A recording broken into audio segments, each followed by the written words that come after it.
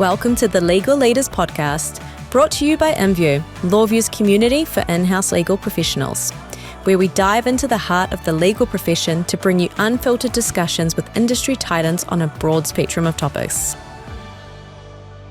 Hello and welcome to the Legal Leaders Podcast. My name is Emma. I'm your host today, and I am joined by Effie Dower, who is the VP of Legal at M42. Effie's going to be talking to us today about mentorship, and really giving us her perspective on, I guess, the role that it's played in her career and also her team. So I'm very excited for this conversation, but I would love to hand over to you and tell us a little bit about yourself, your career, and I guess how you've got to where you are now. Yeah. Hi, Emma. Thank you very much for having me.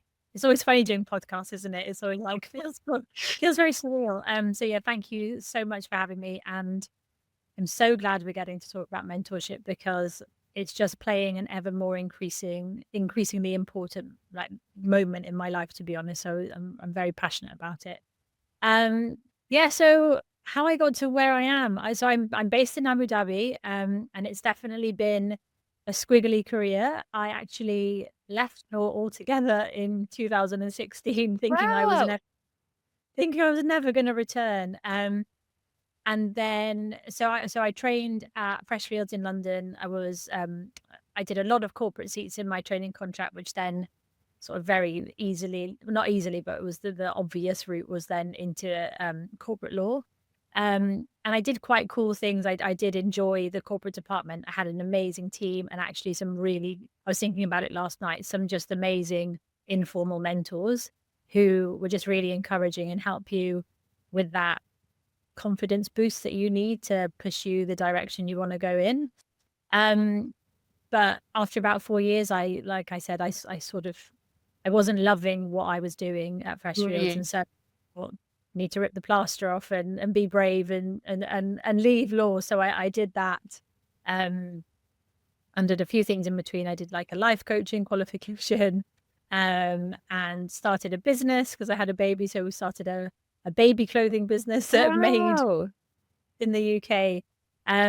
But what I realized through doing that business was that the bit I really loved was the legal aspect. So the control parts and the IP, and I just found that really interesting. So I slowly made my way back into law, and it was in more of a commercial context. And I was helping friends out who had startups, doing really interesting things. And I actually really did sort of fall in love with law, probably for the first time. So then I got a job at a place called Stevenson Law, which was a really cool boutique law firm that very much focused on scale up startups and with that real human element. So I was working really closely with in-house teams there. I felt like I was part of a team, and then moved to my first in-house role at Onfido, which is still an ID verification company. And I loved it. I had the best time. And then I think through maybe a bit of luck, but also hard work as well, and just keeping networks open and opportunities open, I had a call from an old colleague actually from Freshfields who was based in the UAE, wondering whether I'd like to come out to Abu Dhabi and join M42. And it just felt like a really nice adventure for me and my family. So here we are, very squiggly roundabout way.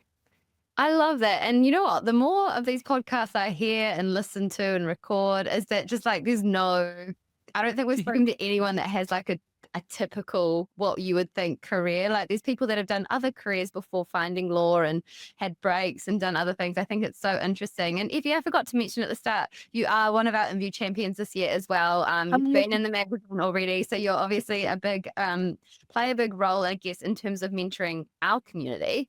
But I wanted to go back to what you said about how early in your career you had some amazing professional mentors that kind of guided you and gave you that confidence. Like I feel like, and I could be wrong in saying this, but that feels somewhat rare for junior lawyers. And I think it's something that's hopefully changing. But how did those relationships come about for you? Yeah, I think maybe to take a step before that, like maybe a step backwards a tiny bit, I actually had great informal mentors at school as well. I was super lucky. You know, that one teacher that inspires you and makes time for you. he was sort of very much crucial to to what I wanted to study at university, which was um and just really helped me explore my passions as well as sort of career. So that was amazing. And then early on in law, it was those associates that just made time for you, partners as well. But I particularly had one associate who we were just sort of sitting down. It was like that moment where you think, oh, I'm not very good at what I'm doing. And he sat down and he basically said something to me that I'd never thought of thinking of it that way before. And then that was almost changed my trajectory. And then also just it was just he was that type of person that was so approachable, and you could go and ask him anything. Honestly, there was no such thing as a stupid question, and he was so happy to help you develop and see you do well. And I think that's a really important part of mentorship, is that there's someone there that reflects back at you what you are achieving, because it's so easy for us to just say, oh, we're not achieving anything, especially as a junior lawyer, where often there's a big crowd of you that are all at the same level and you're all in a way competing for positions and things like that. So it's nice to just have someone sort of cheering you on the sidelines. Yeah, and I think like what I'm hearing throughout that is just how pivotal a mentor can be on someone's career and, their journey, their enjoyment of their career as well, just having that someone. So I guess for you now, like what sort of role does, mentorship play in your career, and how do you facilitate that amongst your team? Yeah, it's a really good question. So I got into formal mentorship when I actually had the baby clothing business. And it was a bank in so the business was banking with Santander. They really believed in the company, and then we got to join their very formal mentorship program, which was amazing, like really, really cool and good. And I love structure. So it gave us lots of structure and monthly meetings and feedback, and just having someone um that wasn't in your space, as in not the same kind of, they were, my mentor wasn't in baby clothing or fashion or anything like that. So it was great to just have her perspective on marketing and branding and how to get yourself out there. And so that was great. And that was my first introduction to a formal mentoring scheme. So I was a mentee on that. Then the following year I became a mentor, which was amazing. And it was for a young woman called Ella, who's still doing phenomenal things. She's just brilliant. And then when I got back into law, actually, if you look for them, there are lots of mentoring schemes, which was great. So I think it's really important to always be a mentee, and if you can, be a mentor. So I sort of want to keep that balance. So at the moment, I have a mentor she's just phenomenal. And it's someone in law and someone that I like aspire to be like, and having her perspectives, and she's more senior and just has just those insights. It's it's often like one sentence that they say and you think, oh yeah, that, and then you go away and you just feel totally inspired and uplifted by that conversation. And I think that is really what mentoring helps with. And I always say it's like holding up a mirror both ways as well. So even because I'm a mentor as well now, and it is just holding up a mirror back to these incredible people. And at the minute, I've got 3 female mentees who are early on in their legal careers. And often case, it's just a little bit of a confidence push that you need to help with. But it's just wonderful. It's somebody wants to give you their time, is very happy to give you their time. So it's in a relationship that's already set up with such a lovely, positive, sort of inspiring outcome, to be honest. It kind of like, and I could be wrong in saying this, it's a little bit like therapy. Like it's like you go to someone and you can voice how you're feeling, and you get kind of an external, honest, or, give you some questions or things to think about. And that's sometimes all you need, is that little bit of like a different perspective to kind of guide you. When you've kind of looked at your mentor and mentee relationships, what have you looked for? Like, do you go for, chemistry, or they've got a role that you aspire to, or someone that you feel like you can support? Like, what makes that relationship work in your experience? So as a mentor with mentees, it's that they are coming in a way, like I'm not saying you have to do homework before the session, but prepared. So they know that what they're going to speak about, and for a set amount of time, so that you can say, look, day 1 we're doing this, but by month 6 we want to have made these little steps towards this goal. So that is, you have to be committed. You're not going to get anything out of a mentoring relationship if you just go in, so I've not really got anything to talk about today. It's a waste of time for both you and your mentee. And then as a mentee with a mentor, for me, it really is about like that person who you want to be like. I think that was one of the issues I had back in the day as a baby lawyer, was I couldn't really see anyone at the law firm that I thought, I really, really want to be like you. And so it's more, finding those mentors now that you think, I want to learn so much from you, because one day I'd like to imagine that I would be in a role that's like yours, or doing things and achieving things like you are. Really? And honestly, the people that want to mentor, I just find them they're so nice, and they would like never say no. They've always got time for you, which is it's just I think it's really comforting to know that exists, especially for junior lawyers.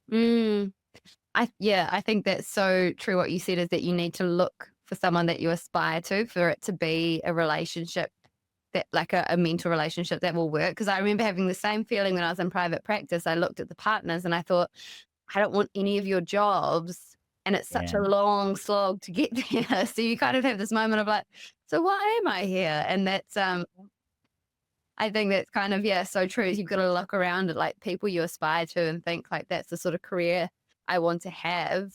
Do you think there's any unique challenges within the legal environment and context for a mentoring relationship compared to with like the ones that you had when you were kind of running a business? Is there any differences within a legal space? I think it's just because it's a different career. So I think, and obviously the law, you at law view know, being an in-house lawyer is being so different to a private practice lawyer. And as we said earlier, legal journeys and careers are so different for each person.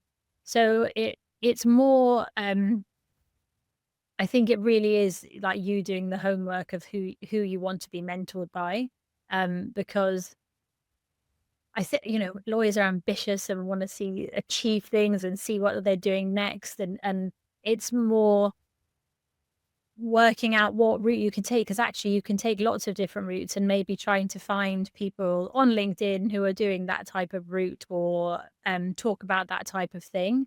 So I think mentoring in general, there's sort of the basic framework that it's just someone to give you a guiding hand, not to fix or take charge, or I mean, you obviously can introduce to people, but it's very much enabling the mentee to see that they are completely capable and wonderful and can do all these things themselves, and have done everything themselves up until the point that until that day. So it's more, you can sort of structure a legal mentoring program a little bit, I guess a little bit, I've never done another one, so a little bit differently from a business program, because actually lots of time in law, even though some lawyers do need to do this, but not really focusing on how do I get my next client, or how am I doing my next branding. Especially for in-house lawyers, you're thinking, what's the next step? Where do I want to progress next in my career? Can I make a lateral move? What does it look like? What if I want to go out of law and I've been a lawyer and I want to sort of see other parts of the business? And mentoring in for lawyers, I think, can help with lots of that. Yeah, and even just as you were thinking, I was thinking, like the private practice environment is maybe a little more structured for those sorts of relationships, because you've got these like clear levels and I guess a seniority. Whereas when you go in-house, you've got sometimes a very lean team, sometimes, a large team. You don't necessarily have that structure of like, this is where I'm going in my career. It's a lot more flat, and maybe to make a move up, you've got to move out and go somewhere else. And it, and maybe an in-house environment actually like leans itself to needing that mentor relationship more than say within a private practice environment. just making. Yeah. Even like, obviously this was pre-COVID because I'm old, but sitting in a room with your supervisor or whoever you are sharing an office with is also some kind of mentoring, isn't it? Because you're learning from them, you're learning how they do things, how they speak to stakeholders, that there is that. And I guess, yeah, in-house, it might be a bit more difficult to have that time, have that relationship. Also, private practice often have more ability to set formal mentoring schemes, even though I've seen quite a few sort of really successful in-house mentoring schemes, not in-house, but like the company-wide mentoring schemes. And we did that on Fido, which was cool. But yeah, it's a lot of it is like having the time to carve that out. And I think if you if you're a mentee trying to find a mentor informally, it can be quite difficult. You are asking quite a lot of somebody to dedicate, and even an hour a month for people is quite a lot. People are busy. So sometimes looking for these mentoring schemes and applying for them is a really good foot in the door and gives you that confidence of, if you've never experienced a mentoring relationship before, to figure out what that feels like and whether it's right for you. Some people it won't help, but for others you'd be like, oh yeah, I want to carry on this forever. That was actually going to be my next question around like, where do you start looking for this mentor? Like, do you approach people on LinkedIn, or do you look for these schemes? And I guess like with a LinkedIn approach, you might have to be prepared for a no, For sure. a polite no. But I guess when you're going into the scheme where it's like people have obviously come here because they want to mentor, they want to give back, it might be an easier way to make that kind of introduction into the space, but it might not be necessarily that person you are scoping out on LinkedIn as your ideal sort of leader. Yeah. How do you think an organization can foster a culture of mentorship within their legal teams? Like, how do you, within your role, how do you encourage that? Yeah, so I've got 2 amazing direct reports, and I try and mentor them as much as I can. It's always sort of, it's a top-down thing, isn't it? It's a culture and that wanting to nurture the team and bring out the best of them, especially in-house where we don't have big budgets for external trainings and professional development. Often we hear, we'll give you this money and you'll have that, and then it never materializes. So just being able to create that environment, or even that, I do like an hour a week with my direct reports where we sit down and we talk about work, obviously, but then we bring everything to the table, because I know work is work and we bring our different selves to work, but actually sometimes I very much just want to know what's going on with my team and just check they're okay, and make that. And that's often a part of mentoring as well. Like, how are you doing? Like, what's going on for you today? So it's just about having, especially like leadership that encourages just your growth and the success, because the best leaders know that if your people are happy, the business is going to do even better. So it's just making sure that everyone is aligned, and I mean, come on, most people are, hopefully, that bringing out the best of you is what. But it is, it's time intensive. It's not that you can just say, oh, pop in now. I ask them to prepare. We talk loads, and I really do want them to do well. So it's just that case of nurturing them to bring out their best and seeing what they want to achieve, because the things that maybe I wanted to achieve at that point in their career, they don't want to achieve that. They're sort of, really meeting them where they are. Yeah. As a leader, have you ever had been in a situation where you've been reverse mentored, to have younger lawyers or more junior people give you feedback or advice on, I guess, things that you could do or learn from them?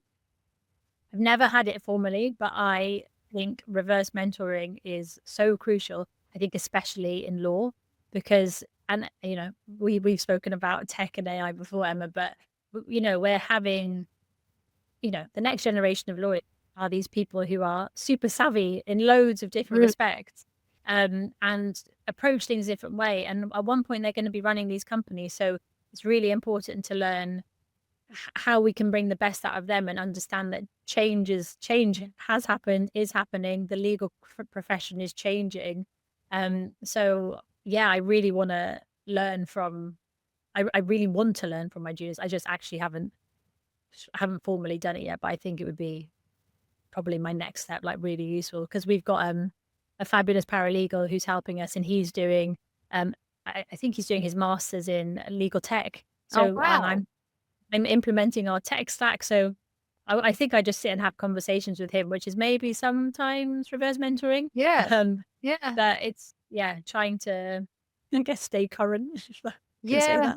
I think that was like in your interview article, right? You kind of talked about the two big projects that you're working on at the moment, and one is implementing a like graduate sort of program, was Yeah. it? And then the other Absolutely. implementing tech. And at the start, they sound so different, but as you've gone on the journey, you realize how intertwined they actually are. Yeah. It's making sure that these trainees come in, have an amazing experience, learn legal things and have a really great, become fantastic lawyers, but also being fully equipped. And maybe being a fantastic lawyer these days is being fully equipped with the tech and the tools you have at your fingertips that I didn't have as a trainee. So it feels like a real iterative process, but at the same time, not bypassing their legal experience by just saying, "Oh, quickly search for this or do this on this tech and you'll get this." Because oftentimes it was for me like sitting down and reading those documents from beginning to end that you pick up little nuances. So yeah, just making sure that I give them the best experience they can get. Yeah, amazing.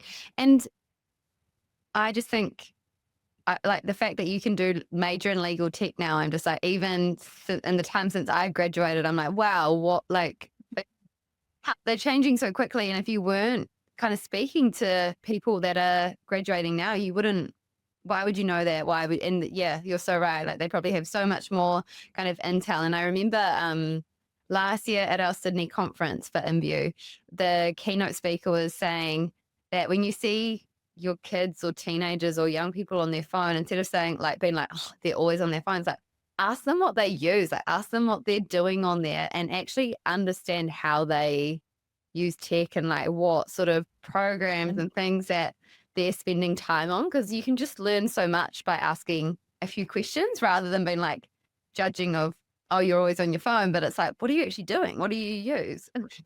Like, yeah, no, it's such a good point. And we had I've been running an academy for for my lawyers in my team about prompting to try and help them. And actually, I realized like people use so many different tools and do things so differently. So I'm trying to like get all that information and amass it because you can have chat GPT on your phone. There's just so much around that it is finding out how people use it and what they really work. So I'm trying to sort of encourage that information flow.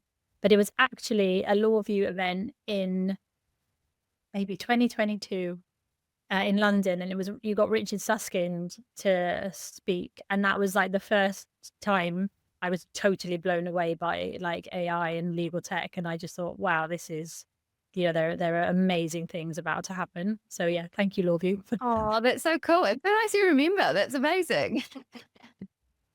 It was funny. It was one of those things I was like, oh, I'm just going to pop along, sort of take an hour out of work, and then I stayed the whole day. It was like one of those things. I Yeah, was like, good enough. This is really good. lapped it up. Oh, that's what we love to hear. That's why we do it. It's just amazing. They're amazing days, that's for sure. Um, Taking like a step back and looking at all of that, like what advice would you give to someone looking to find a mentor, or someone that's saying, look, I actually really I want to give back to the profession. I want to be that mentor for someone. What sort of Yeah. advice would you give them in terms of what they need to be prepared to do and the time, and then where to go from there? Yeah. So first of all, it's a time commitment. You are committing to giving someone X amount of time for X amount of months. So don't take that lightly. That these people are coming to really hear from you and be inspired by you. And I think you've got to go into it with the right mindset. But most mentors do because they really want to give back. You don't actually really need to prepare anything. It's more creating a safe container for you and the mentee to just make sure that the relationship kicks off well and you both establish how it's going to work best for you. So with my mentees, so I put a post out on LinkedIn saying I've offered some mentoring spaces this year and just got a overwhelming response. So I'm actually mentoring 3, and then women in mine have also taken on some of the other of the mentees. So it's been amazing. But I managed to just create a little guidebook for them for the 6 months, because actually, as we were saying, with law, you can sort of make themes of, especially for in-house lawyers, like what could help you on your career, network, understanding your values, in a way, your personal brand, things like that. So it's being, sometimes mentors can go into it thinking, oh, you should think about this theme this week or this theme that week. But other times it is literally just showing up, asking the mentee to be prepared, to honor and respect each other's times. Don't keep canceling sessions, because that is so deflating for the mentee. Or if you have to cancel, just offer a time to rearrange, because they're often like, oh yeah, that's good. Yeah, and just saying what you'd like from them, in the nicest way. Is like, please come prepared, come ready to ask questions, and then let the session run how it runs. I often find 45 minutes is sort of a perfect amount, and sometimes you want to speak for 2 hours, with how that goes. But yeah, it's just, like, it can be a bit daunting at first, because you're like, oh, it's relying on me. But honestly, I had a mentoring session yesterday evening, and she was just amazing, like always is. You leave so inspired. Can't believe what these young lawyers are achieving these days, and you think, oh my goodness, did I do anything like that at their age? No. So it's just, yeah, I mean, I honestly get so much out of it. That's so nice to hear. And like, I think also what we've been talking about is you probably learn in those sessions yourself. Like, there's probably things that you pick up on. So it's a two-way thing in a way. Like, obviously you're giving more of the advice and the ideas and structure, but like, I'm sure there's things that you take away from those sessions as well. So many things. Yeah. I always am surprised by the stuff that actually comes out of it. And to be completely honest, my LawView article, the human side of the training contract, I had a huge chat with one of my mentees about it, and he totally inspired me to keep looking into that and thinking about that more. So yeah, you take away so much practical stuff for you as a person as well. It's amazing. There's so much good stuff there, and I would love to just touch on something else before we kind of wrap up this conversation. And it's the move from, practicing law in the UK to the UAE. And I'm sure people hear that and they're really interested to hear, what has that experience been like for you? Like, how did that come about? What's the adjustment, and what is there any difference in terms of, I guess, like the culture, the way that you operate as an in-house team? I think it's just such a interesting thing that I don't want to skim over. Yeah, it's been a big change, as in, obviously we were living in like rural Cambridgeshire, and have moved to Abu Dhabi is like a really bustling city. It's not as busy as Dubai, but there's so much going on, and obviously culturally very, very different. So I think the first year has been like a bit of a daze, and especially I also went from a company of around 600 to a company of 30,000 people. So I moved country and then sort of moved type of company completely as well. Wow. It's been amazing learning the cultural nuances, cultural differences, how to manage stakeholders from honestly all over the world is brilliant. And being a lawyer in-house is being a lawyer in-house. You're there, you're an enabler. The one thing that we were lacking, which is why I've been brought in, is those processes to help us be a really high functioning in-house team, which I've been so happy to be able to be a part of. And the one thing that I've really, really noticed about the UAE is there's so much opportunity. Really never a no. You're talking to vendors, and you're like legal tech vendors, and internally, and just the lawyers in the region. There's actually such a focus on AI and tech out here and innovation that everyone wants to be part of it. So it's really exciting to be at these roundtables and I guess conferences, and just talking to people where everyone is like, I think we're probably, the UAE is a tiny bit behind where the UK and the US is at the moment, well, I guess, and Australia and New Zealand. But it's more, we're getting there, and we're getting there, and it's really cool and exciting, and there's so many things to do out here in terms of what to achieve. So yeah, it's been amazing, and my kids love it, and obviously the weather's been, in the summer it's too hot, but otherwise we're outdoors and loving life, and yeah, no, it's been really, really good. Oh, that's so cool to hear. And how, I guess, making that transition from the UK to the UAE, obviously leaving, I guess, comforts of home and family, and where you did have like a community of in-house lawyers around you that you connected with. How did you go about, have you started trying to build that community within the UAE? And obviously, IMVU's a global community. We connect people globally, but like, it's still nice to have those people that you can have near you. What was that like? It's been having to start again. But I think because so many people are in the same position of you, having moved out here as an expat, that especially lawyers, there are so many sort of Australian, UK lawyers, Irish lawyers out here, that you just sort of work on deals and negotiations and meet people, and I don't know, they're generally always very keen to help you. So slowly building my new network, but it's definitely there, and I have people that I can sort of call and ask questions, which I think is really important.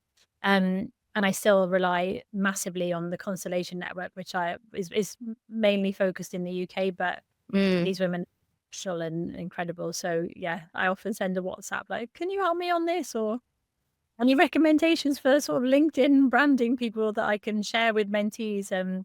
So yeah, you do have to sort of start again, but it's nice because people are in your position as well and have moved away from family and loved ones, so really want to help you build your network as well.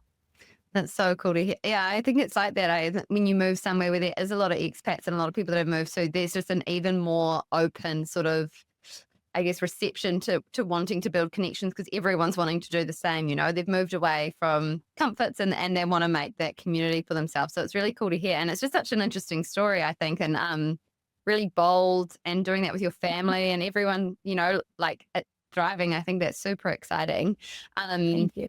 I would love to kind of start wrapping up this conversation, but I'm keen to get your perspective on a couple of questions. And the first one is, for you, what is the role of a legal leader now?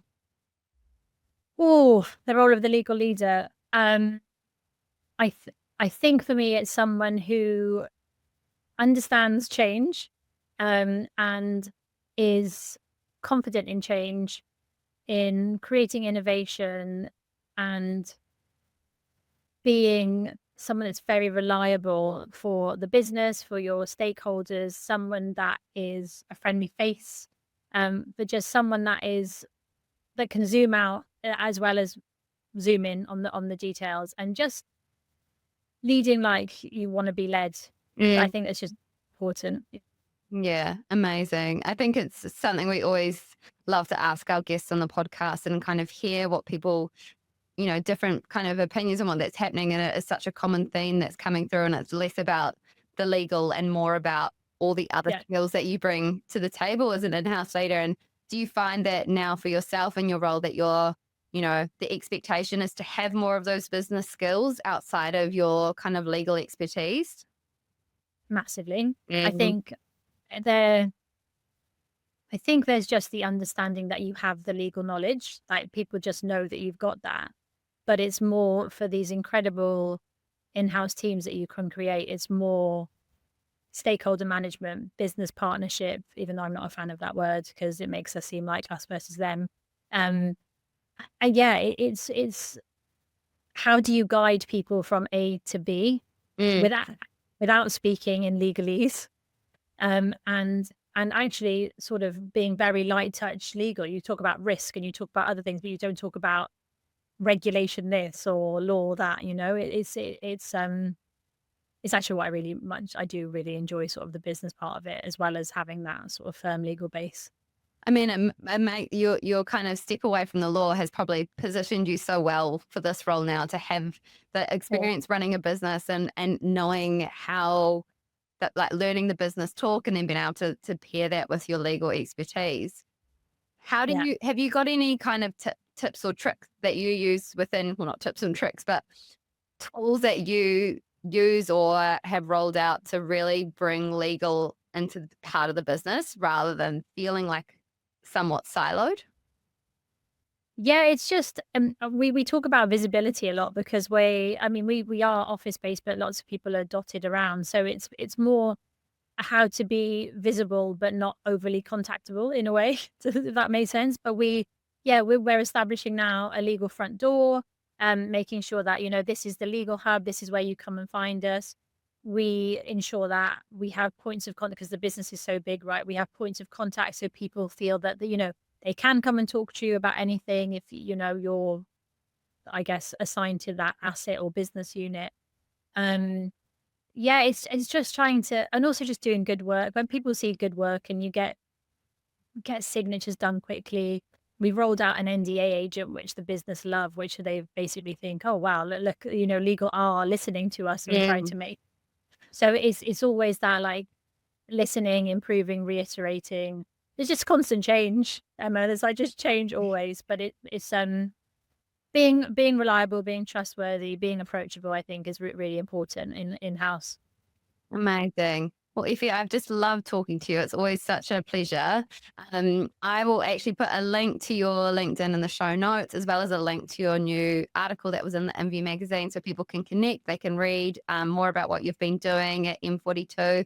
But just a big thank you for your time, and I look forward to talking again soon. Loved it too. Thanks so much, Emma. If you enjoyed listening, please hit follow and leave us a review on your listening platform of choice. We love engaging with our community and hearing from you, so please head to inview.lawview.com. Thank you so much for tuning in.